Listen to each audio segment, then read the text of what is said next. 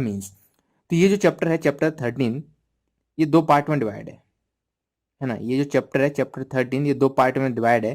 तो एक पार्ट में हम सबसे पहले देखेंगे अमीन्स, ठीक है, उसके बाद हम देखेंगे डाइजोनियम सॉल्ट। 2 पार्ट में इसको पढ़ रहे होंगे। तो दोनों की क्या प्रिपरेशन होती है, क्या केमिकल रिएक्शंस होती हैं और क्या क्या चीजें हैं, वो सारी की सारी इसमें हम देखेंगे। तो सबसे पहले हम बात करते हैं अमीन्स की, राइट। तो हमें ये पता होना चाहिए अमीन्स होता क्या है, ठीक है। आपको अमोनिया पता है ना, अमोनिया क्या होता है NH3। तो ये जो अमीन्स होता है ये डेरिवेटिव होते हैं अमोनिया की। अमीन्स क्या होते हैं, डेरिवेटिव्स ऑफ अमोनिया। NH3 के डेरिवेटिव्स जो होते हैं उसको हम क्या बोलते हैं, अमीन्स। यदि हम एग्जांपल लें कुछ तो एग्जांपल बता सकते हो। जैसे हमने लिया NH3, क्या लिया, NH3, ठीक है। अब इस ये जो 3 हाइड्रोजन है, किसी भी एक हाइड्रोजन को हम रिप्लेस कर देते हैं किसी दूसरे से, तो NH2 और दूसरा यहाँ पे CH3, तो ये क्या हुआ, अमीन हुआ, राइट। एक और ले लेते हैं जैसे NH है ना, तो यहाँ पे CH3 और ये CH3। जरूरी नहीं है आप CH3 लो, आप फिनाइल ग्रुप ले लो, तो ये फिनाइल है, ठीक है। इससे हमने रिप्लेस कर दिया N को और यहाँ CH3। तो ये सारे के सारे एग्जाम्पल किसके थे, अमीन्स के, ठीक है। तो अमीन्स क्या होते हैं, डेरिवेटिव्स ऑफ NH3। अब यहाँ से एक इंपॉर्टेंट चीज जो हम पढ़ लेते हैं वो है इनका क्लासिफिकेशन। क्लासिफिकेशन मतलब इनकी डिग्री क्या है, ठीक है। तो देखो जो 1 डिग्री अमीन होती है, यहाँ पे जैसे हमने कार्बन वगैरह देखा था ना, उसमें क्या होता था, कार्बन या हैलाइड या अल्कोहल, अल्कोहल की डिग्री कैसे देखते थे कि वो जिस कार्बन से जुड़ा हुआ है उसकी डिग्री क्या है वही अल्कोहल की होती थी। बट यहाँ पे ऐसा नहीं होगा। यहाँ पे डायरेक्ट जो नाइट्रोजन है ना, वो कितने कार्बन से जुड़ा है वो उसकी डिग्री होगी, राइट। जैसे यहाँ की हम बात करें, एन डायरेक्ट एक कार्बन से जुड़ा हुआ है, राइट, तो इसकी डिग्री कितनी हो जाएगी, 1, ये 1 डिग्री अमीन है। दूसरा केस देखते हैं, जैसे एन एच, यहाँ पे ये जो नाइट्रोजन है वो CH3 एक कार्बन से जुड़ा हुआ है, यहाँ पे दूसरे कार्बन से, यानी कि नाइट्रोजन डायरेक्टली 2 कार्बन से जुड़ा हुआ है, इसलिए इसकी जो डिग्री है वो कितनी हो जाएगी, 2 डिग्री। तो इसको हम बोलेंगे 2 डिग्री अमाइन। समझ में आ रहा है ना, सिंपल है, ठीक है। इसी तरीके से आप 3 डिग्री का भी केस बता सकते हो। ये नाइट्रोजन है, ठीक है, नाइट्रोजन, ये CH3 यानी कि एक कार्बन, ये दूसरा कार्बन और ये तीसरा कार्बन, यानी कि ये जो नाइट्रोजन है वो डायरेक्टली 3 कार्बन से जुड़ा हुआ है, तो इसलिए इसकी जो डिग्री है वो कितनी हो जाएगी, 3 डिग्री। तो इसको हम बोलेंगे 3 डिग्री अमाइन। समझ आएगा। तो 1 डिग्री अमाइन को क्या बोलते हैं, प्राइमरी। ये तो नाम आपको पता होगा, नहीं पता है तो इसको लिख लीजिएगा, है ना। इसको हम बोलेंगे प्राइमरी अमीन, इसको हम बोलेंगे सेकेंडरी अमीन और इसको हम बोलेंगे टर्सरी अमीन, ठीक है।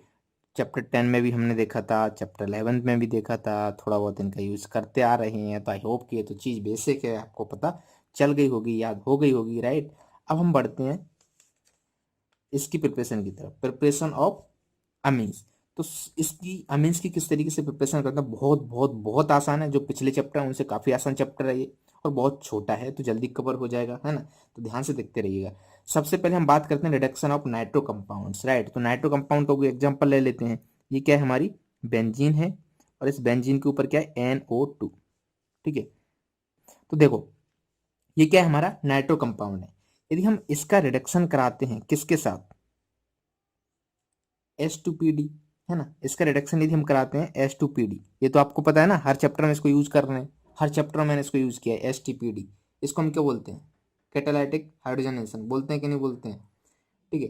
तो अब यहाँ पे क्या होगा, ये जो है नाइट्रो कंपाउंड ये कन्वर्ट हो जाते हैं NH2 में। तो NO2 का रिडक्शन क्या होता है, NH2, ठीक है। तो बेंजीन पे क्या लगा देना, आपको NH2 लगा देना है। तो यहाँ से हमें क्या मिल गया, अमीन मिल गया, है ना। इसका नाम तो आपको पता ही होगा, एनिलीन, ठीक है। इसी तरीके से हम इसकी बात करें, ये क्या नाइट्रो कंपाउंड है। यदि आप इसका रिएक्शन कराते हो SN और SN प्लस HCl, या फिर और मैं आप SN की जगह Fe या फिर HCl ले सकते हो, ठीक है। मतलब SN प्लस HCl के साथ रिएक्शन कराओ या फिर Fe प्लस HCl के साथ रिएक्शन कराओ, तो जो प्रोडक्ट मिलेगा क्या मिलेगा, ये रिड्यूस्ड हो जाएगा। तो रिड्यूस्ड होने के बाद इसका क्या प्रोडक्ट मिलेगा हमें, सेम, ठीक है, बेंजीन के ऊपर NH2 ग्रुप। तो इस तरीके से हम प्रिपेयर कर सकते हैं। तो हमें ये क्या मिलेगा, अमीन। समझ में आ रहा है, सिंपल है।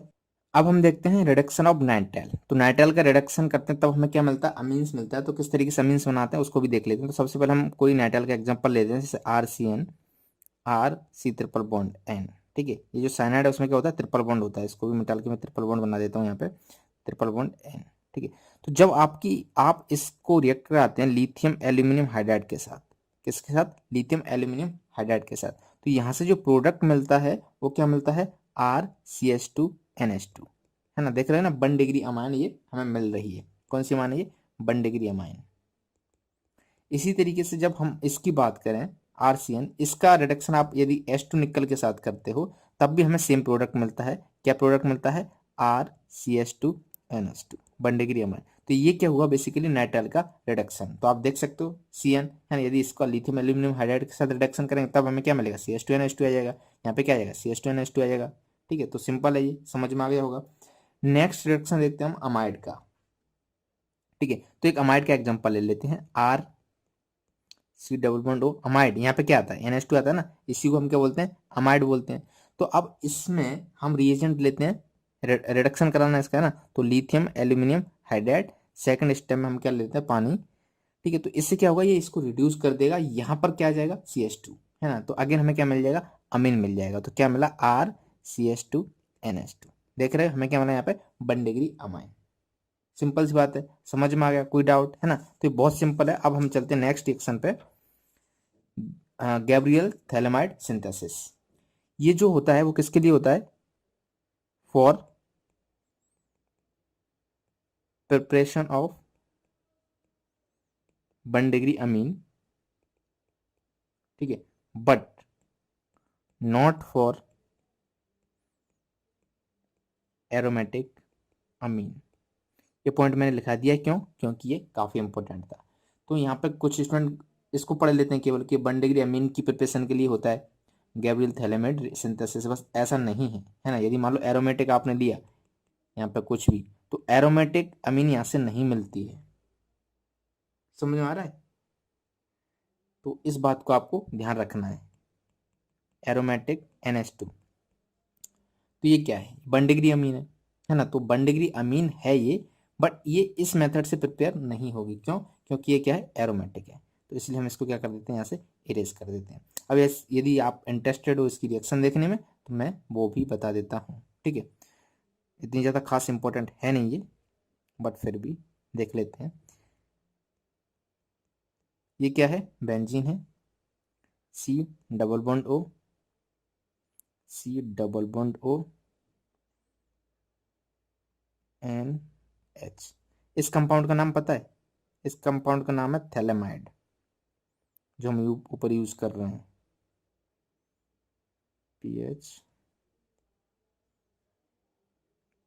PHTHALIMID, phthalimide, right. अब जब हम इसका रिएक्शन कराते हैं किसके साथ? KOH। ठीक है, हम क्या कर रहे हैं? 1 डिग्री अमान बना रहे हैं, है ना। यहाँ पे आप ले लो कोई CH3, Cl ले लिया हमने। थर्ड स्टेप में आप ले लो NOH, यानी कि इसका हाइड्रोलाइसिस कराते हैं। तो यहाँ से हमें जो प्राप्त होता है वो क्या होता है? अमीन। कौन सा अमीन? 1 डिग्री अमीन, प्राइमरी अमीन। ठीक है, तो यहाँ पे मैंने क्या लिया? CH3 लिया, तो यहाँ पे हमें मिल जाएगा CH3NH2। बाकी साइड प्रोडक्ट कोई जरूरत नहीं है याद करने की। ठीक है, तो हमने क्या बनाना था? 1 डिग्री अमाइन बनाना था, तो हमने क्या किया? 1 डिग्री अमाइन बना लिया। यदि CH3 की जगह यहाँ पे R होता, ठीक है, तो यहाँ पे क्या आता? RNH2। इस तरीके से क्या काम करता है? गैब्रियल थैलेमाइड सिंथेसिस काम करता है। अब हम देखते हैं फिफ्थ, होपमाइन ब्रोमाइड डिग्रेडेशन रिएक्शन। ठीक है, अमीन्स के चैप्टर में एक काफी इंपॉर्टेंट रिएक्शन है और इसका हम यूज करते हैं कहाँ पर? कन्वर्जन में बहुत बार इसका यूज करते हैं, तो ध्यान से इसको देखिएगा। इसका हम क्या करते हैं? प्रिपेयर करते हैं, प्रिपरेशन ऑफ 1 डिग्री अमाइन। इससे हमें प्राइमरी अमीन मिलती है, राइट। तो देखते हैं क्या होता है। तो इसका जो रिएजेंट होता है यहाँ पे वो आप लिख लीजिएगा, रिएजेंट वो क्या होता है? Br2NaOH, है ना, Br2 प्लस NaOH। ठीक है, और यहाँ से जो प्रोडक्ट मिलता है वो क्या मिलता है? प्रोडक्ट प्रोडक्ट होता है हमारा 1 डिग्री अमाइन, प्राइमरी अमीन। ठीक है, अब देखो ध्यान से देखना, रिएक्टेंट यहाँ पे क्या होता है? अमाइड। तो रिएक्टेंट भी आप लिखना चाहो तो लिख सकते हो, नॉट अ इशू। तो चलिए हम शुरू करते हैं। तो हमने क्या लिया? कोई अमाइड लिया, RC double bond O NH2। जब हम इसकी रिएक्शन कराते हैं Br2NOH के साथ, ठीक है, तब ये क्या करता है, ये जो है ना इसको गायब कर देता है C डबल बॉन्ड O को। तो यहां से हमें जो प्रोडक्ट मिलता है वो प्रोडक्ट क्या मिलता है RNS2 है ना, और बाकी सारी रामायण, तो उसकी जरूरत नहीं है, वो आपको लिखना है तो लिख सकते हो। तो अब आप देखो हमने क्या किया, अमाइड लिया, इसका इसके साथ रिएक्शन कराया तो हमें क्या मिला यहाँ पे प्राइमरी अमीन। अब इसका यूज कन्वर्जन में कब होता है, जब हमें कार्बन की संख्या को घटाना हो, ऐसी जरूरत पड़ जाए कहीं कि हमें कार्बन की संख्या घटानी है ना, तो इसमें से कार्बन नंबर ऑफ कार्बन क्या हो जाते हैं, कम हो जाते हैं। तो ये हुआ हमारा होपमान ब्रोमाइड डिग्रेडेशन रिएक्शन। सिंपल था, डिग्रेडेशन की स्पेलिंग गलत लिखी है, इसको सही कर लेना, RA, ठीक है। तो हमें पता चल गया होपमान ब्रोमाइड डिग्रेडेशन रिएक्शन किसके लिए होती है, प्रिपेयर करते हैं उसे वन डिग्री अमीन यूज करते हैं, अब वन डिग्री अमीन बनाते हैं, इसमें जो रिएजेंट होता है वो Br2NOH होता है और प्रोडक्ट मिलता है हमें प्राइमरी अमीन, रिएक्टेंट क्या होता है हमारा अमाइड, ठीक है। इसमें से एक कार्बन क्या हो जाता है कम, यदि आप यहाँ पे CH3 COO लेते तो यहाँ पे हमें क्या मिलता है CH3NH2। तो ये हुआ हमारा होपमान ब्रोमाइड डिग्रेडेशन रिएक्शन। अब हम देखते हैं अमोनोलाइसिस। तो सबसे पहले हमें पता होना चाहिए अमोनोलाइसिस क्या होता है, the process of cleavage of CH bond by NH3, right. तो हमारा NH3 मॉलिक्यूल, ये क्या NH3 मॉलिक्यूल है, जब ये अटैक करता है RX, है ना, यहाँ पे CH3Cl ले सकते हो, है ना, तो इस तरीके से अटैक करेगा और ये क्या हो जाएगा, बाहर निकल जाएगा यहाँ से। तो इसी प्रोसेस को हम क्या बोलते हैं, अमोनोलाइसिस। अब यहाँ से जो प्रोडक्ट मिलेगा वो क्या मिलेगा, आप देख सकते हो NH3 यहाँ पे आ जाएगा, है ना, तो RNH3X, ठीक है। ये तो पॉजिटिव चार्ज है नेगेटिव चार्ज, तो आप साइन लिखना चाहो तो लिख सकते हो, यहाँ पे क्या होगा del positive del negative, sorry del del नहीं है पूरा का पूरा, पॉजिटिव और नेगेटिव, समझ आएगा। तो इस तरीके से हमें ये प्रोडक्ट मिला। अब आप जब इसका क्या कर दोगे, एक्वस NOH के साथ रिएक्शन करा दोगे, तब हमें यहाँ पे क्या मिल जाएगा RNH2, ठीक है। तो इस तरीके से हम क्या कर सकते हैं, प्रिपेयर कर सकते हैं अमोनिया, ठीक है। तो यहाँ से भी हमें क्या मिलेगा, ये प्राइमरी अमीन मिल गई। अब जरूरी नहीं है हमें प्राइमरी अमीन ही मिले, आपको जैसी अमीन चाहिए वो वहां से मिल जाएगी। अब इसका एक थोड़ा सा और आगे देखते हैं इसका रिएक्शन, ध्यान से समझना, यहीं पे देख लेते हैं, ठीक है। तो अब क्या करना है, हमें एक एग्जाम्पल इसको समझने की कोशिश करना है, ध्यान से समझो। हमारे पास क्या है NH3 है, इसकी रिएक्शन हम कराते हैं CH3Cl के साथ, ठीक है। तो इसके पास क्या लोन पेयर है, तो ये क्या करेगा, अटैक करेगा, यहाँ से ये बाहर निकल जाएगा, तो यहाँ से जो प्रोडक्ट मिलेगा वो हमें क्या मिलेगा NH3, सॉरी यहाँ पर अटैक कर दिया बाहर निकला, तो यहाँ पे प्रोडक्ट क्या मिला हमें CH3NH2, ठीक है। Cl की क्या लगा देना, NH2 लगा देना। अब मान लो इसका ये जो हमें मिला है CH3NH2, इसका फिर से रिएक्शन कराते हैं हम, तो CH3NH2, यदि हम इसका रिएक्शन कराते हैं फिर से, इधर ही लिख देते हैं, यदि हम इसका रिएक्शन कराते हैं फिर से किसके साथ, CH3Cl के साथ, CH3Cl के साथ, ठीक है। तो ये जो है अटैक करेगा फिर से, कहाँ है ये लोन पेयर यहाँ पे है ना, ये अटैक कर देगा फिर से किस पे, इधर, और ये Cl को बाहर निकाल देगा। तब हमें क्या मिल जाएगा यहाँ पे प्रोडक्ट CH3NH CH3, समझ रहे हैं ना। तो अभी हमें कितना मिलेगा, ये 2 डिग्री अमीन मिलेगा, ये क्या था 1 डिग्री था। अब ये जो है यदि इसका फिर से आप रिएक्शन कराते हो CH3Cl के साथ, तो ये जो अमाइन है वो फिर से अटैक कर देगा किस पे, इस पर, और Cl को खदेड़ देगा, यहाँ से बाहर निकाल देगा, ठीक है। तो यहाँ से जो प्रोडक्ट मिलेगा वो हमें क्या मिलेगा CH3NCH3 और CH3, ठीक है। यदि आप फिर से इसका रिएक्शन करा दो तब हमें क्वाटरनरी अमन अमीन मिल जाएगा। तो इस तरीके से रिएक्शन चल सकती है। तो यहाँ पे आपको जो भी प्राप्त करना है प्राप्त कर सकते हैं। तो ये हमें मिला 1 डिग्री, ये हमें मिला 2 डिग्री और ये हमें मिला 3 डिग्री। तो ये हुई हमारी अमोनोलाइसिस कंप्लीट। तो इस तरीके से हमारी अमीन्स की प्रिपरेशन कंप्लीट हो गई है। अब हम पढ़ेंगे इसकी केमिकल रिएक्शंस। गाइस तो अब हम स्टार्ट करते हैं केमिकल रिएक्शंस ऑफ अमीन्स। सबसे पहली इसमें रिएक्शन है कार्बाइल अमाइन रिएक्शन। ये अमीन्स की बहुत इंपॉर्टेंट रिएक्शन है और ये बोर्ड के पॉइंट ऑफ व्यू से भी इंपॉर्टेंट है और जेई मेंस एंड नीट के पॉइंट ऑफ व्यू से भी, ठीक है। तो सबसे पहले हम देखते हैं कि ये किसके लिए होती है, 1 डिग्री अमाइन के लिए होती है। अब 1 डिग्री अमाइन में दोनों एलिफेटिक और एरोमेटिक, यहाँ पे मैं लिख देता हूँ कि दोनों के लिए ये एप्लीकेबल है, एलिफेटिक और एरोमेटिक अमीन्स, ठीक है, ऐसा नहीं है कि एरोमेटिक अमीन्स होंगे तो वो नहीं देंगे, बट 1 डिग्री होना चाहिए, बस ये कंडीशन है इसकी। इसका जो रिएजेंट है वो आपको पता होना चाहिए, तो वो भी मैं यहाँ पे लिख देता हूँ। इसका रिएजेंट होता है क्लोरोफॉर्म एंड एक्वस KOH, यानी कि कोई भी बेस हो। ठीक है, तो क्या हुआ, CHCl3, इसको हम क्या बोलते हैं, क्लोरोफॉर्म प्लस KOH। ठीक है, ये हमारा क्या हुआ, रिएजेंट। और इसमें जो प्रोडक्ट होता है वो क्या होता है, आइसोसाइनाइड। तो इसको भी मैं यहाँ पे लिख देता हूँ प्रोडक्ट। प्रोडक्ट क्या होता है, आइसोसाइनाइड, आइसोसाइनाइड। ठीक है, अब हम इसकी एक रिएक्शन देखते हैं। जैसे हम लेते हैं यहाँ पे 1 डिग्री अमीन को ले लेते हैं RNH2, क्या है ये, 1 डिग्री अमीन है ना। जब हम इसका रिएक्शन कराते हैं CHCl3, इसका रिएजेंट क्या था, CHCl3 प्लस KOH, और हम क्या करते हैं, इसको हीट करते हैं, तब हमें यहाँ पे जो प्रोडक्ट मिलता है वो क्या मिलता है, RCN। क्या मिलता है, RCN प्लस बाकी की चीजें जो कि इंपॉर्टेंट नहीं है, तो आप लिख सकते हो यहाँ पे KCl और H2। राइट, अब देखो इंपॉर्टेंट बात, ये जो CN आप देख रहे हो, यहाँ पे मैंने जो गलती की है वही आप करते हो। ठीक है, मैंने यहाँ पे क्या लिखा था, आइसोसाइनाइड, और ये क्या है, साइनाइड। तो यहाँ पे प्रोडक्ट क्या आएगा, आइसोसाइनाइड, यानी कि इसको आप चेंज कर देना, ये होगा RNC। समझ आ रहा है, तो जल्दबाजी में ये गलती हो जाती है, जिससे आपको बचना है। तो हमें जो प्रोडक्ट मिलता है वो क्या मिलता है, आइसोसाइनाइड, यहाँ पे NC आता है। अब ये हुई हमारी कार्बाइल अमाइन रिएक्शन। अब हम देखते हैं हिंसबर्ग टेस्ट। ये अमीन्स का बहुत इंपॉर्टेंट टेस्ट है। इससे हम क्या करते हैं, आइडेंटिफाई करते हैं 1 डिग्री, 2 डिग्री और 3 डिग्री अमाइन। आइडेंटिफाई या फिर लिखो डिस्टिंग्वाइज। ठीक है, इससे हम क्या करते हैं, distinguish 1 degree, 2 degree and 3 degree amine. Hinsberg test ये बताता है कि वो अमीन कौन सी है, वो 1 डिग्री अमीन है, 2 डिग्री अमीन है या 3 डिग्री अमीन है। ठीक है, तो इसकी रिएक्शन क्या होगी कि ये जो कंपाउंड आपको दिख रहा है बेंजीन SO है ना, S double bond S double bond Cl, इसको हम बोलते हैं हिंसबर्ग रिएजेंट, है ना, C6H5SO2Cl, इसका ये फॉर्मूला है।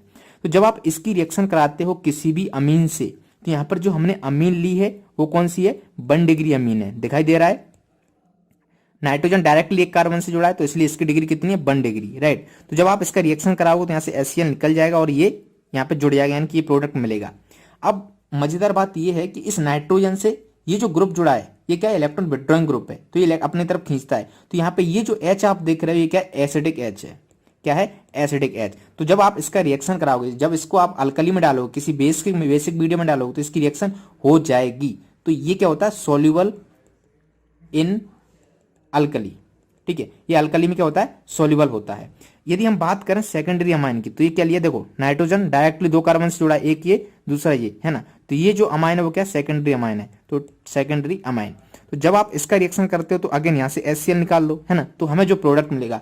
अब यहाँ पर देखो, इस नाइट्रोजन से कोई भी हाइड्रोजन नहीं जुड़ी हुई है, यानी कि कोई भी एसिडिक H नहीं है। तो जब आप इस कंपाउंड को किसी अल्कली या किसी बेस में डालोगे तो ये सोल्यूबल नहीं होगा, ये क्या होगा, इनसोल्यूबल होगा, है ना। तो ये क्या रहता है, इनसोल्यूबल इन अल्कली। ठीक है, अब बात करते हैं हम 3 डिग्री अमाइन की। तो ये क्या है, 3 डिग्री अमाइन, 3 डिग्री अमाइन। जब 3 डिग्री अमाइन का आप इससे रिएक्शन कराओगे तो यहाँ पे कोई भी हाइड्रोजन नहीं है, इसलिए कोई रिएक्शन नहीं होगी। तो यहाँ पे क्या लिख देना, नो रिएक्शन। अब बताओ हमें कैसे पता चला कि ये 1 डिग्री, 2 डिग्री, 3 डिग्री अमाइन को डिस्टिंग्विश करेगा। ऑफ कोर्स जब 1 डिग्री अमाइन होगा तब ये उसके साथ रिएक्शन करके जो प्रोडक्ट बनाएगा वो क्या रहेगा, सोल्यूबल रहेगा अल्कली में। जब 2 डिग्री अमाइन होगा तो उसके रिएक्ट करके जो प्रोडक्ट बनाएगा वो इनसोल्यूबल होगा अल्कली में। बट यदि ये 3 डिग्री हुआ तो इससे रिएक्ट ही नहीं करेगा। तो इसलिए इस तरीके से हमें पता चल जाएगा कि वो कौन सा अमीन है, 1 डिग्री अमीन है, 2 डिग्री अमीन है या 3 डिग्री अमीन है। समझ में आ गया, सिंपल सी बात है गाइज। अब हम देखते हैं next reaction, reaction with nitrous acid, है ना। तो यहाँ पे हम 2 केस लेंगे। पहला केस जब हम प्राइमरी एलिफेटिक अमीन का रिएक्शन करा रहे हैं नाइट्रस एसिड से, और दूसरा केस लेंगे जब हम एरोमेटिक अमीन का रिएक्शन करा रहे हैं। ठीक है, एरोमेटिक अमीन का। तो दोनों ही केस में क्या प्रोडक्ट है, क्या अंतर है, वो सब चीजें हम यहाँ पे देखते हैं। सबसे पहले बात, कोई हम एग्जांपल ले लेते हैं प्राइमरी एलिफेटिक अमीन का। तो प्राइमरी यानी कि 1 डिग्री अमीन होना चाहिए, तो मैंने एग्जांपल ले लिया RNH2। ठीक है, ये एलिफेटिक है और ये क्या, 1 डिग्री। जब आप इसका रिएक्शन कराते हो NaNO2 प्लस HCl, इसको HNO2 भी बोल सकते हैं, नाइट्रस एसिड। ठीक है, तो यहां से हमें एक प्रोडक्ट मिलता है। वो प्रोडक्ट क्या होता है, RN2 प्लस Cl माइनस। और ये जो प्रोडक्ट होता है ना वो क्या रहता है, अनस्टेबल, अनस्टेबल। ठीक है, तो यहाँ से हमें नेक्स्ट प्रोडक्ट मिलता है वो क्या होता है हमारा ROH, और यहाँ से नाइट्रोजन निकल जाती है। तो ये जो हमें मिल रहा है डाइजोनियम सॉल्ट, ये क्या रहता है unstable. This diazonium salt is unstable, है ना। तो ये आगे क्या फॉर्म कर लेता है ROH, एल्कोहल बना लेता है। समझ में आएगा। अब हम मान लो यहाँ पे कोई एरोमेटिक अमीन्स ले लेते हैं, जैसे मैंने ले लिया बेंजीन और NH2, ये 1 डिग्री है ना। इसकी रिएक्शन हम अगेन किसके साथ कराते हैं NaNO2 प्लस HCl, और यहाँ पर टेम्परेचर मेंटेन करते हैं 273 से 278 केल्विन, ठीक है। तब हमें यहाँ पे क्या मिलता है डाइजोनियम सोल्ट मिलता है, और वो जो बेंजीन डाइजोनियम क्लोराइड होता है वो क्या रहता है स्टेबल रहता है, ठीक है। तो यहाँ से हमें क्या मिला बेंजीन N2Cl, है ना, ये प्लस माइनस, ठीक है। तो ये क्या रहता है एक स्टेबल कंपाउंड रहता है। तो आप यहाँ पे भी लिख सकते हो बेंजीन डाइजोनियम क्लोराइड, और ये क्या रहता है स्टेबल रहता है। समझ में आ गया। तो ये हमारी किसके साथ रिएक्शन हुई 1 डिग्री अमीन के साथ, किसकी नाइट्रस एसिड की। 2 डिग्री से और 3 डिग्री के साथ ये अलग देता है, वो केस हम यहाँ पे नहीं देखेंगे, ठीक है। समझ में आ गया, सिंपल था। अब हम थोड़ा सा और आगे बढ़ते हैं ब्रोमिनेशन की तरफ। अब हम देखते हैं इलेक्ट्रोफिलिक जो सब्स्टिट्यूशन है। तो ब्रोमिनेशन क्या होता है, कई बार देख चुके हैं, बहुत बार देख चुके हैं। बेंजीन है NH2 है, ये क्या है एनिलीन, इसको हम क्या बोलते हैं एनिलीन। तो जब हम इसका रिएक्शन कराते हैं किसके साथ Br2H2O के साथ, ठीक है। तो यहां से जो प्रोडक्ट मिलता है वो क्या प्रोडक्ट मिलता है वो आपको ध्यान से देखना है, बेंजीन NH2। अब देखो ये जो है NH2, ये NH2 इसका क्या रहता है प्लस M इफेक्ट, यानी कि इलेक्ट्रॉन रिलीजिंग ग्रुप है ये।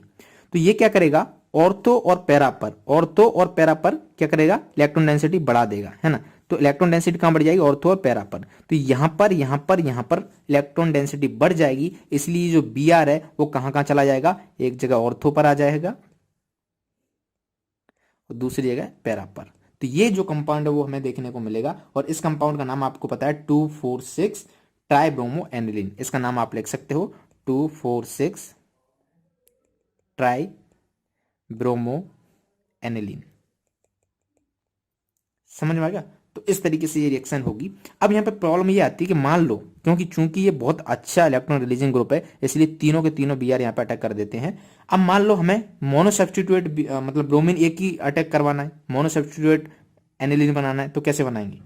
तब हम क्या करते हैं इसका पहले एसाइलेशन कराते हैं। एसाइलेशन आप किसी से भी करा लेना, तो उससे क्या होता है ये थोड़ा सा डीएक्टिवेट हो जाता है, ठीक है। फिर आप उसका ब्रोमिनेशन करा देना, तो हमें क्या मिल जाएगी एक ही ब्रोमीन मिलेगी, पैरा पर मेजर प्रोडक्ट मिल जाएगा। समझ में आ गया। तो ये कोई क्या हुआ हमारा ब्रोमिनेशन। अब हम देखते हैं नाइट्रेशन, है ना। तो हम एनिलीन लेते हैं और एनिलीन का क्या कराते हैं नाइट्रेशन, ठीक है। तो ध्यान से देखना नाइट्रेशन में क्या होता था हमारा HNO3 एंड H2SO4, और यहाँ पे जो टेम्परेचर मेंटेन करते हैं वो 288 केल्विन, याद रहे तो ठीक है, नहीं रहे तो कोई बात नहीं है। अब एक चीज ध्यान से देखना, अभी तक हमने जितने भी केस देखे हैं, है ना, सबसे हटकर है ये केस। क्या कहा मैंने, हाँ मैंने सही कहा। अभी तक जितने भी केस हमने देखे हैं सबसे हटकर है ये वाला केस, ठीक है। तो आप सिंपली क्या करोगे नाइट्रेशन कराओगे, हाँ या ना। तो एक बार मैं इन तीनों को बना देता हूं, यहाँ NH2 लग गया, ठीक है। एक बार यहां पर NO2 अटैक करेगा, ठीक है। एक बार यहां पर NO2 अटैक करेगा, ठीक है। और एक बार यहां मेटा पर भी NO2 अटैक करेगा। अभी तक हम देखते थे कि ऑर्थो पर अटैक होता था, पैरा पर अटैक होता था, और पैरा हमारा क्या होता था मेजर प्रोडक्ट, है ना, और मेटा तो बनता ही नहीं था, ठीक है।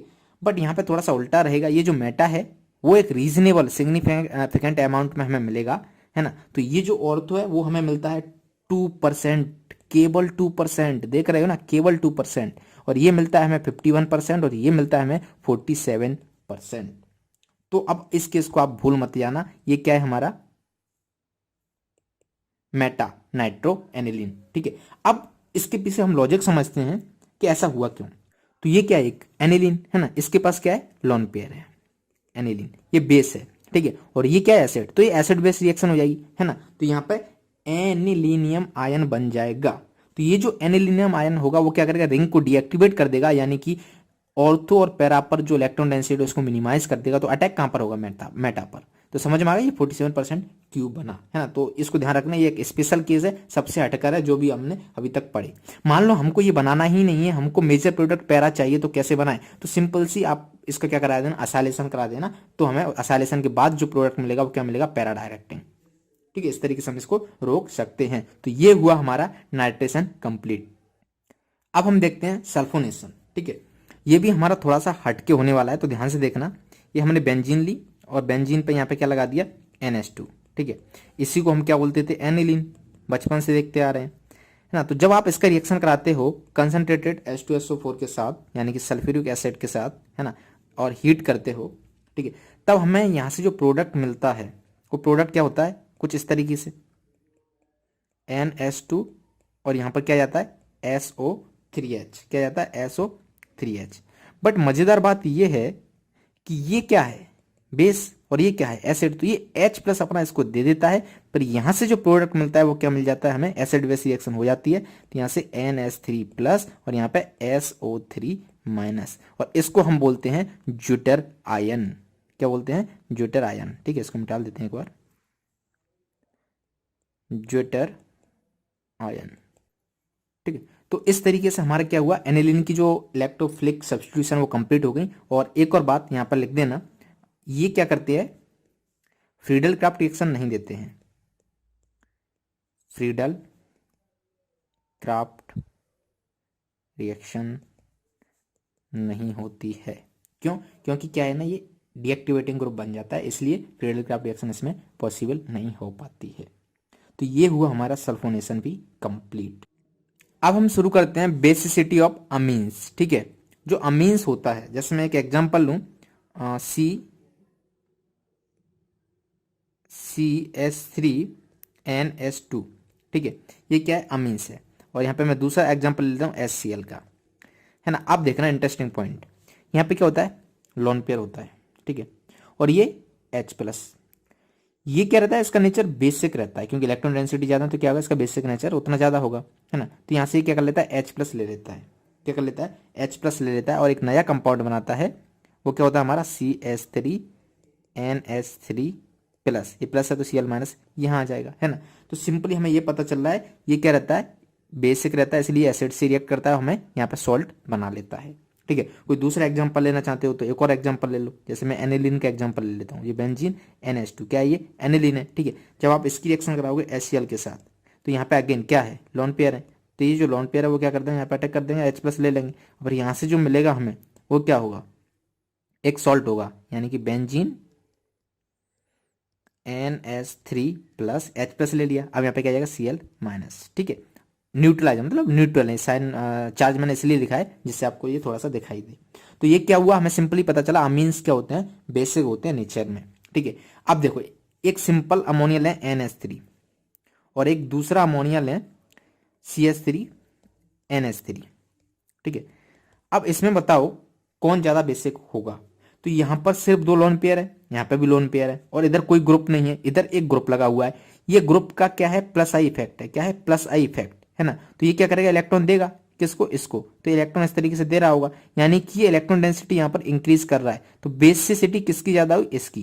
तो ये क्या हो जाएगा, बेसिसिटी का ऑर्डर, बेसिसिटी ऑर्डर। यहाँ पे जस्ट मैं थोड़ा सा रिव्यू दे रहा हूँ, बाकी ये काफी लेंदी टॉपिक हो सकता है, केवल और केवल बेसिसिटी की यदि बात करें तो बहुत लंबा हो जाएगा। तो डिटेल में यदि आपको इस टॉपिक को देखना है तो मेरा जो अमीन्स का वीडियोस है जिसको मैंने पूरा कंप्लीट किया है, ठीक है, एनसीईआरटी की लाइन बाई लाइन, तो वो आप वहां से देख सकते हो, है ना। और वो मिल जाएगा आपको SAP20 ऐप में। तो SAP20 ऐप यदि आपने अभी तक डाउनलोड नहीं किया है तो प्लीज उसको डाउनलोड कर लीजिएगा प्ले स्टोर से। राइट, अब हम थोड़ा सा और आगे बढ़ते हैं। अब यहाँ पे हम एक केस और देखते हैं, ये काफ़ी इंपॉर्टेंट है, जो कि आपको याद करना है, क्योंकि ये कहीं ना कहीं आपको देखने के लिए मिल जाएगा, इंपॉर्टेंट है। ठीक है, तो मैं कुछ एग्जांपल ले लेता हूँ, जैसे NH3 सिंपली अमोनिया लिया, और एक ले लेता हूँ CH3NH2, है ना। ये क्या 1 डिग्री अमीन है। 2 डिग्री अमीन का एक एग्जाम्पल लेते हैं, CH3NH, इसको दो दो मिथाइल ग्रुप अटैच्ड है, और 3 डिग्री में क्या होगा, 3 मिथाइल ग्रुप अटैच होंगे। ठीक है, 3 मिथाइल ग्रुप अटैच होगा, इसके पास लॉन पेयर। अब ध्यान से देखो क्या, कि हमें पता है ये सिर्फ अमोनिया है यहाँ पे इलेक्ट्रॉन डेंसिटी फिक्स्ड है। अब यहाँ पे क्या एक मिथाइल ग्रुप लगा है, इसका क्या होता है प्लस आई इफेक्ट होता है। तो according two plus I effect ये क्या करेगा इलेक्ट्रॉन इसको देगा, यानी कि इलेक्ट्रॉन डेंसिटी बढ़ेगी तो इसका बेसिक नेचर क्या होना चाहिए, ज्यादा होना चाहिए। बट यहाँ पे दो दो ग्रुप में तो इसका और ज्यादा होना चाहिए, क्योंकि दो दो दे रहा है। यहाँ पे तीन है, तीन तीन ग्रुप में प्लस आई इफेक्ट, तो इसका और ज्यादा होना चाहिए। तो बेसिसिटी का जो ऑर्डर आएगा वो क्या आएगा, ये वाला, ठीक है, आना चाहिए। बट ऐसा नहीं होता है एक्वा सॉल्यूशन में, ऐसा नहीं होता है। गैसेस में तो ऐसा चलेगा, एक्वा सॉल्यूशन में कुछ और ही ऑर्डर आता है, जो क्योंकि यहाँ पे सॉल्वेशन इफेक्ट वगैरह वगैरह वो सारी चीजें यहाँ पे देखनी पड़ती हैं, है ना। तो सिंपली क्या करना है आपको, ये ऑर्डर याद कर लेना। यहाँ पे मैंने लिख दिया है 21 30, यानी कि इसको मैं 0 बोलता हूं, इसको 1 डिग्री, ये 2 डिग्री, ये 3 डिग्री। तो होगा क्या, ये जो 2 डिग्री वाला है इसकी बेसिसिटी क्या होती है, ज्यादा होती है ना, किससे, बन वाले से, सॉरी बन वाले से, ठीक है। तो यहाँ पे लिख देना 2 की सबसे ज्यादा होती है, फिर 1 आता है, फिर उसके बाद 3, देन 0। समझ में आएगा। तो ये किसका ऑर्डर हुआ, मिथाइल अमाइन का। तो इसको आप याद कर लेना 21 30 methyl amine in aqua solution, ठीक है। सिमिलरली हम देखते हैं ethyl amines in aqua solution. इसमें जो ऑर्डर आता है वो क्या आता है 23 10 का, है ना। यदि हम इसको 0 बोले, इसको 1 बोले, इसको 2 बोले, इसको 3 बोले, तो यहाँ पे देखो इथाइल है, ये इंक्रीज होगा, इलेक्ट्रॉन डेंसिटी बढ़ाएगा, यहाँ पे 2 2 होती है और बढ़ाएगा, यहाँ पे 3 3 होती है और बढ़ाएगा। तो इस तरीके से इसका ऑर्डर आना चाहिए, है ना। बट यहाँ पे भी ऐसा नहीं होता है, ऑर्डर इस तरीके से नहीं आता है, क्योंकि यहाँ पे सॉल्वेशन इफेक्ट और प्लस आई इफेक्ट इनको काउंट किया जाता है, जिसके अकॉर्डिंग एक्सपेरिमेंटली ये देखा गया है कि ऑर्डर कुछ इस तरीके से इसका निकल के आता है, जिसको क्या करना है आपको याद कर लेना। यानी कि जो 2 वाला है इसकी सबसे ज्यादा होती है बेसिसिटी, फिर उसके बाद 3, फिर उसके बाद 1, फिर उसके बाद 0, ठीक है। अब एक और चीज देखो ध्यान से, मैं एक तरीका बता रहा हूं कि क्योंकि कंफ्यूज हो सकते हो ना, ये क्या है 21 30 23 10 कौन सा कहाँ आ रहा है, तो समझने की कोशिश करना ध्यान से। मिथाइल अमाइन का ऑर्डर ये है, इथाइल अमाइन का ऑर्डर ये है। अब हमें याद क्या करना है, देखो यहाँ पे 21 30 आता है, यहाँ 23 10 आता है। यदि हमें एक याद है 21 30 या फिर ये याद है 23 10, तो सिंपली जो बीच वाले हैं ना वो पलट जाते हैं। देखो 2 और 0, 2 और 0 तो सेम रहता है, यहाँ 1 3 है तो ये पलट गया 3 1, ठीक है। अब मान लो हम ये भूल जाते हैं कि 21 30 या 23 10 कौन सा किसका था, तो देखो 2 2 सब सेम है, तो 2 के बाद क्या आ रहा है 1 1 मतलब मिथाइल, है ना, छोटा ग्रुप है। फिर 2 के बाद 3 यानी कि इथाइल, बड़े के लिए बड़ा आ जाएगा, तो क्या हो जाएगा ये 23 10। तो इस तरीके से आप इसको रिलेट करके याद कर सकते हो। तो इस तरीके से अमीन्स की सारी रिएक्शन यहाँ पे कंप्लीट हो गई हैं गाइस। तो अब हम शुरू करते हैं डाइजोनियम सॉल्ट की रिएक्शंस, प्रिपरेशन, केमिकल रिएक्शन जो भी हैं वो देखते हैं। एक छोटा सा टॉपिक है, बहुत जल्दी हो जाएगा। हमको क्या करना है, डाइजोनियम सॉल्ट बनाना है। तो इसकी प्रिपरेशन एक ही प्रिपरेशन है जिसको हम पहले पढ़ चुके हैं, अब मैं यहाँ पे फिर से बता देता हूँ, ठीक है। तो हम क्या करते हैं, कोई एक एनिलीन लेते हैं, एरोमेटिक एनिलीन। एनिलीन पता है ना क्या होता है, बेंजीन पर NH2, तो इसको हम क्या बोलते हैं एनिलीन, ठीक है। ये क्या एरोमेटिक अमीन है। जब आप इसका रिएक्शन कराते हो किसके साथ, HNO2, और HNO2 हमें कहाँ से मिलता है, NaNO2 प्लस HCl से। और यहाँ पे आपको टेम्परेचर भी याद रखना है, क्यों, क्योंकि ये इंपॉर्टेंट है, ठीक है। तो यहाँ पे जो टेम्परेचर होता है वो होता है 273 से 278 केल्विन, यानी 273 से 278 केल्विन। समझ आया। अब यहां से हमें जो प्रोडक्ट मिलता है उसी को हम बोलते हैं डाइजोनियम सॉल्ट। तो ये हमारी बेंजीन रिंग होती है, इस पे N2 और यहाँ पे क्या जाता है Cl, ठीक है। यहाँ पे चार्ज आपको पता है, यहाँ पे प्लस और नेगेटिव। इसको हम क्या बोलते हैं, बेंजीन डाइजोनियम क्लोराइड, राइट। तो अब मैं इसको शॉर्ट फॉर्म में क्या बुला रहा हूँ, डाइजोनियम सॉल्ट। हम प्रिपरेशन किसकी कर रहे थे, डाइजोनियम सॉल्ट की कर रहे थे। तो इसका नाम भी मैं लिख देता हूं, बेंजीन डाइजोनियम क्लोराइड, ठीक है। बाकी 10 सारी चीजें जो भी हैं वो निकल रही होंगी, है ना, NaCl और H2O। अब देखें ध्यान से, क्या इसको हम पहले पढ़ चुके हैं कि इसको प्रिपेयर कैसे करते हैं, ठीक है। तो ये हमारा क्या था, एनिलीन था, है ना। एनिलीन का जब हमने रिएक्शन कराया HNO2 से, HNO2 कहाँ से मिलता है, NaNO2 प्लस HCl से, एक ही बात है, वो भी लिख देना ये भी लिखना चलेगा, ठीक है। यहाँ से हमें क्या मिलेगा, बेंजीन डाइजोनियम क्लोराइड मिलेगा, यानी कि बेंजीन डाइजोनियम सॉल्ट मिल गया। अब इसकी बहुत सारी रिएक्शंस होती हैं, तो ये देख एक ही प्रिपरेशन हमें क्या है, ये कंपाउंड बना, तो इसकी एक ही प्रिपरेशन है जो कि आपको याद करना है। अब इसकी रिएक्शन बहुत सारी होती हैं, तो जो केमिकल रिएक्शन है वो हम देख लेते हैं फटाफट। इसकी पहली रिएक्शन जो कि काफी इंपॉर्टेंट है, जिसको हम बोलते हैं सैंडमेयर रिएक्शन, ठीक है। तो ये क्या है, हमारा बेंजीनियम डाइजोनियम सॉल्ट है ना। जब हम इसकी रिएक्शन कराते हैं CO2 Cl2 HCl के साथ, या फिर CO2 Br2 HBr के साथ, या फिर CuCN KCN के साथ, ठीक है। यहाँ पर एक चीज ध्यान देने वाली ये है कि ये जो Cu है ना, ये किस में है, +1 में है, ये किस में है, +1 में है, ये किस में है, +1 में है। समझ आ रहा है? तो सिंपली आपको कुछ नहीं करना है, N2 निकल जाएगा सब जगह और बेंजीन के ऊपर क्या आ जाएगा, Cl, यानी कि यहाँ पे Cl2 है, Cl है, तो इसको रिप्लेस कर दो Cl से। यहाँ पे Br2 Br है, इसको रिप्लेस कर दो Br से, है ना। यहाँ पे Cn है तो इसको रिप्लेस करो Cn से। तो इस रिएक्शन को हम क्या बोलते हैं, सेंडमेयर रिएक्शन। सिंपल थी। अब एक और रिएक्शन आती है गटरमैन रिएक्शन। तो इन दोनों में कंफ्यूज होते हैं स्टूडेंट, सेंडमेयर रिएक्शन क्या होती है, गटरमैन रिएक्शन क्या होती है। दोनों में बहुत थोड़ा सा अंतर है। ठीक है। यहाँ पे क्या होता है बेसिकली, Cu2Cl2, इधर क्या था, Cu2Cl2, है ना, वो +1 में था। बट यहाँ पे हम कॉपर पाउडर लेते हैं, क्या लेते हैं, कॉपर पाउडर। तो कॉपर पाउडर के साथ HCl ले लो, कॉपर पाउडर के साथ HBr ले लो। तो अब हमें पता है यहाँ पे प्रोडक्ट क्या बनेगा, सेम जो उधर बनता था, है ना। N2X के क्या लगा देना, यहाँ पे क्या Cl, तो यहाँ पे Cl लगा देना, है ना। यहाँ पे क्या है Br, तो यहाँ पे Br लगा देना। तो ये होगा हमारे प्रोडक्ट। बस अंतर इतना है, उधर क्या लेते थे, Cu+1 में होता था और यहाँ पे हम क्या लेते हैं, कॉपर पाउडर लेते हैं।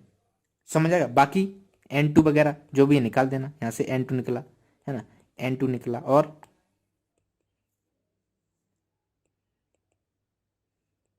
COX। ठीक है, कॉपर इस X को ले लेगा। तो यदि इनको भूल भी जाओ तो कोई इशू नहीं है, बट N2 निकाल देना, बाकी प्रोडक्ट तो बनाना आता ही है।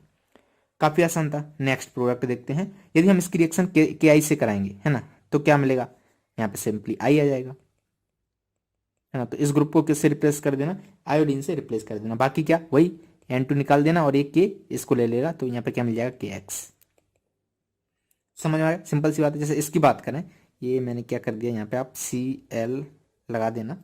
ठीक है। अब इसका हम क्या कर रहे हैं, H2O से रिएक्शन कर रहे हैं थोड़ा बाद में करके। तो यहाँ से हमें क्या प्रोडक्ट मिलेगा, थोड़ा टेम्परेचर करते हैं, टेम्परेचर हम बढ़ा देते हैं। ये तो हमने प्रिपेयर किया था 278 केल्विन पे। अब मान लो हमने टेम्परेचर इसका कर दिया 283 केल्विन, टेम्परेचर बढ़ा दिया, है ना। तो सिंपली इसको रिप्लेस कर देना किससे, OH ग्रुप से। तो यहाँ पे क्या जाएगा, बेंजीन, और उसको रिप्लेस कर दिया हमने OH ग्रुप से। तो बेसिकली हमें फिनॉल मिल जाएगा। बाकी क्या, बाकी N2 आप निकाल देना, है ना। और ये H है, ये Cl को ले लेगा, HCl। समझ आ रहा है प्रोडक्ट कैसे बनना है। ये भूल जाओ तो कोई इशू नहीं है। ये N2 कितना बेकार सा लग रहा है ना, इसको सही से बना देते हैं, +N2, वरना पढ़ने वाले पता नहीं क्या क्या बोलेंगे। ठीक है। तो ये हो गया। सम अदर रिएक्शन देख रहे हैं। पहली रिएक्शन हमने KI से कराई तो सिंपली यहाँ पे आयोडीन आ गया, H2O से कराई तो यहाँ पे OH आ गया। अब यदि हम इससे कराएं, ये दो इंपॉर्टेंट है, इसको थोड़ा सा ध्यान से देखना। यदि हम इसकी रिएक्शन कराते हैं H3PO2 + H2O से, या फिर ये क्या है, इथेनॉल, क्या है, इथेनॉल, इथेनॉल। ठीक है, अल्कोहल है। और H3PO2 को हम क्या बोलते हैं, हाइपोफॉस्फोरस। क्या बोलते हैं, हाइपोफॉस्फोरस। तो आप उसको लिख लीजिएगा, मैं यहाँ पे लिख देता हूं। ये क्या है, हाइपोफॉस्फोरस एसिड। ठीक है। तो यहाँ पे ये रिड्यूस्ड होता है और ये इसका क्या होता है, ऑक्सीडेशन। ठीक है। तो सिंपली यहाँ पे क्या जाता है, हाइड्रोजन, यहाँ पे आप हाइड्रोजन लगा देना, प्लस इसका क्या हो जाएगा, ऑक्सीडेशन, यानी कि यहाँ पे मिल जाएगा H3PO3 एंड देन HCl। समझ में आ रहा है। जैसे यहाँ पे ये क्या है, अल्कोहल है, इथेनॉल है ना। तो अगेन ये रिड्यूस हो जाएगा। यहाँ पे N2, ये क्या लिखा है मैंने, N2, यहाँ पे X लगा लेना। ठीक है। ये प्लस रहता है, इधर माइनस रहता है। तो यहाँ पे क्या जाएगा, अगेन हाइड्रोजन आ जाएगा, है ना, रिड्यूस होगा। और इसका क्या हो जाएगा, ऑक्सीडेशन। तो आपको पता है अल्कोहल का ऑक्सीडेशन क्या होता है, एल्डिहाइड बनता है। तो यहाँ पे आप क्या बना देना, CH3CHO। तो ये हमें एल्डिहाइड मिल जाएगा। बाकी दूसरा प्रोडक्ट N2 तो ये रिलीज करेगा ही करेगा, है ना। तो यहाँ पे भी N2 आएगा और यहाँ पे भी N2 आएगा। ठीक है। एंड ये क्या है, HCl, यहाँ पे X है, तो इसको गलती मत करना, यहाँ पे क्या कर देना, आप X कर देना। इन प्रोडक्ट में बिल्कुल भी कंफ्यूज मत होना, कोई लॉजिक मतलब कोई यार टफ नहीं है, बस आपको ये दो देखने हैं। ठीक है। N2 तो निकल रहा है हर जगह से, तो N2 निकाल देना। जब हम बेंजीन डाइजोनियम सॉल्ट का रिएक्शन H3PO2 से कराएंगे तो इसका ऑक्सीडेशन हो जाएगा, है ना, यहाँ से ये किसमें पहुंच जाएगा, इसमें H3PO3 में। और यहाँ पे क्या जाएगा, हाइड्रोजन आएगा, सिंपली बेंजीन मिल जाएगी। जब इसका रिएक्शन आप इथेनॉल से कराओगे, है ना, तब हमें यहाँ पे क्या मिल जाएगा, बेंजीन मिल जाएगी। और इसका क्या हो जाएगा, ऑक्सीडेशन, यानी कि यहाँ पे एल्डिहाइड मिल जाएगा। बाकी N2 और HCl जो भी है HX, है ना, यहाँ पे क्या आएगा, HX। ठीक है। तो वो आप लिख देना, +HX। तो ये हमारी रिएक्शन होगी। तो इंपॉर्टेंट प्रोडक्ट कौन सा हुआ इसका, एक तो ये, दूसरा ये, एक तो ये, दूसरा ये। समझ आ रहा है, सिंपल सी बात है। ठीक है। आगे बढ़ते, तो ये कुछ रिएक्शन थी, तो ये रिएक्शन हमने कंप्लीट कर लिए। अब एक और रिएक्शन देखते हैं, इंपॉर्टेंट रिएक्शन है, to prepare of fluorobenzene. Fluorobenzene को कैसे बनाएंगे, तो ये क्या हमारा बेंजीन डाइजोनियम सॉल्ट है। जब हम इसकी रिएक्शन कराते हैं HbF4 के साथ, ठीक है, इसको हम क्या बोलते हैं, फ्लोरोबोरिक एसिड। तो आप इसका नाम लिख सकते हो, इसको हम क्या बोलते हैं, फ्लोरोबोरिक एसिड। ठीक है। तो जब हम इसकी रिएक्शन फ्लोरोबोरिक एसिड के साथ कराते हैं तब ये कंपाउंड बनता है, और इस कंपाउंड का भी नाम आप लिख दो इधर, है ना। इस कंपाउंड को हम बोलते हैं फ्लोरोबोरेट, है ना, क्या बोलते हैं, डायजोनियम फ्लोरोबोरेट। तो ये क्या हुआ हमारा फ्लोरोबोरिक एसिड, और इसको हम बोलेंगे डायजोनियम फ्लोरोबोरेट, ठीक है। बोरिक एसिड है ना, तो ये क्या है, एक आयन है, तो इसको हम क्या बोलेंगे, फ्लोरोबोरेट। अब ध्यान से देखो, जब हम इसको हीट करते हैं तब हमें क्या मिल जाता है, यहाँ पर डायरेक्टली एफ आ जाता है। जब इस प्रोडक्ट को हीट करेंगे तब हमें क्या मिल जाएगा, फ्लोरोबेंजीन। क्या मिल जाएगा, फ्लोरोबेंजीन, है ना। और जब हम इस प्रोडक्ट की रिएक्शन कराएंगे इसके साथ NaNO2 और कॉपर के साथ हीट करेंगे, NaNO2 कॉपर के साथ हीट करेंगे, तब हमें यहाँ पे क्या मिलता है, ये आपको पता होना चाहिए, NO2 यानी कि नाइट्रोबेंजीन। क्या है ये, नाइट्रोबेंजीन। बाकी N2 तो सब में निकल रहा होगा, है ना, तो वो आप निकाल देना। समझ में आ रहा है ना। हमने क्या किया, एक बेंजीन डाइजोनियम सॉल्ट लिया, उसकी रिएक्शन HbFO यानी कि फ्लोरोबोरिक एसिड से कराई, तब हमें ये फ्लोरोबोरेट मिला। जब हमने इसको हीट किया तो हमें फ्लोरोबेंजीन मिला। जब हमने इसको NaNO2 और कॉपर के साथ हीट किया तब हमें नाइट्रोबेंजीन मिला। सिंपल सी रिएक्शन है। तो ये एक और रिएक्शन हुई। अब यहाँ पे एक लास्ट रिएक्शन इसकी देखते हैं, कपलिंग रिएक्शन।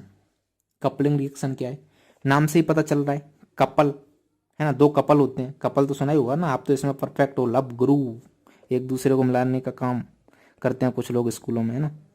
किस किसी ने किया था बताना कमेंट करके।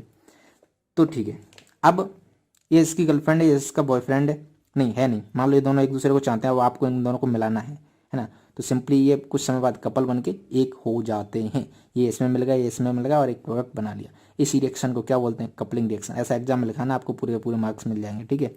कैसे कैसे काम करते हो यार। चलो देखो, ये क्या है हमारा, बेंजीन डाइजोनियम सॉल्ट, ठीक है। Diazonium salt, diazonium salt. जब हम इसकी रिएक्शन इस फिनॉल से कराते हैं, इस एनिलीन से कराते हैं, तो हम सिंपली क्या कर देते हैं, यहाँ पे कपलिंग रिएक्शन करा देते हैं। यानी कि ये गायब हो जाता है, यहाँ से ये गायब हो जाता है, डायरेक्ट अटैच हो जाते हैं, ठीक है। इसको मैं थोड़ा कलर चेंज कर देता हूँ, कितना अजीब सा लगता है, black black black, green colour ले लेते हैं, ठीक है। इस तरीके से हम कर रहे हैं तो ये जॉइंट हो जाएंगे, और इस तरीके से कंजुगेशन इसमें होगा। तो सिंपली आपको प्रोडक्ट याद रखना है, बेंजीन था, एन था, ठीक है, बेंजीन एन था। यहाँ पे ट्रिपल बॉन्ड किया, डबल बॉन्ड आ जाता है, यहाँ पे ट्रिपल बॉन्ड किया, डबल बॉन्ड आ जाता है। और ये जो होता है ना, इसका कलर वो आपको पता होना चाहिए, है ना। तो ये जो फिनॉल से बन रहा है इसका कलर होता है, इसको हम बोलते हैं ऑरेंज डाई, और ये होता है हमारा येलो डाई, ठीक है। अब ये हमारे कपल बन गए हैं धीरे धीरे, ठीक है। और इसका नाम तो आप बता सकते हो, पैरा पर OH है, यहाँ पे पैरा पे NH2 है, ठीक है। तो पैरा पर OH है यानी कि हाइड्रोक्सी ग्रुप है, तो इसलिए इसको क्या बोलेंगे, पैरा हाइड्रोक्सी, है ना। अब चूंकि यहाँ पे आजो आएगा, क्योंकि हम क्या कर रहे हैं, डायजो बना रहे हैं, ठीक है। तो यहाँ पे क्या आएगा, पैरा हाइड्रोक्सी, आजो और बेंजीन। तो ये इसका नाम हुआ, सिंपल सा नाम है क्या, पैरा हाइड्रोक्सी, और इसको क्या बोलेंगे, आजो बेंजीन। यहाँ पे क्या है, para aniline, sorry para amino, NH2 के लिए क्या यूज करते हैं, प्रीफिक्स अमीनो, तो पैरा अमीनो, और इसको क्या बोलेंगे, आजो बेंजीन। तो इसका भी लिखना है, लिख देते हैं, पैरा अमीनो एजो, ठीक है। यहाँ पे एक ही ए आएगा, मैंने गलती से दो बना दिए हैं, amino, para amino azo benzene. समझ में आ गया। तो कपलिंग रिएक्शन, इतना देखने में कितनी खिचड़ी सी लग रही है, ऐसा लग रहा है क्या केमिस्ट्री हुआ, कुछ भी नहीं है, बस सिर्फ इसको यहाँ लगा दो, इसको यहाँ लगा दो, यहाँ पे डबल बॉन्ड आ गया, ये हमें एक डाई बनेगी। याद रहे तो ठीक है, बाकी आपको ये पता होना चाहिए, ऑरेंज डाई, येलो डाई, ये होते हैं एजो कंपाउंड जो हैं। तो इस तरीके से हमारी जो ऑर्गेनिक केमिस्ट्री के जो 4 इंपॉर्टेंट चैप्टर थे वो कंप्लीट हो गए हैं। Halo alkanes and halo arenes, alcohol phenol and ether, carboxylic acid जो एल्डिहाइड वाला था, और अमीन्स। अब इसके बाद वाले जो चैप्टर हैं, बायोमोलिक्यूल्स, पॉलीमर्स और केमिस्ट्री इन एवरीडे लाइफ, तो उसको तो मैंने वैसे भी PDF फॉर्म से ही पढ़ाया है, और वो 1-1, 2-2 घंटे में कंप्लीट हो गए हैं। तो उसका मुझे नहीं लगता क्रैश कोर्स बनाना चाहिए, और इतनी ज़्यादा रिएक्शन नहीं है, थ्योरेटिकल है, तो वो आप पढ़ लेना। तो ये 4 चैप्टर मैंने बहुत अच्छे से कवर कर दिए हैं। उम्मीद करता हूँ कि आपको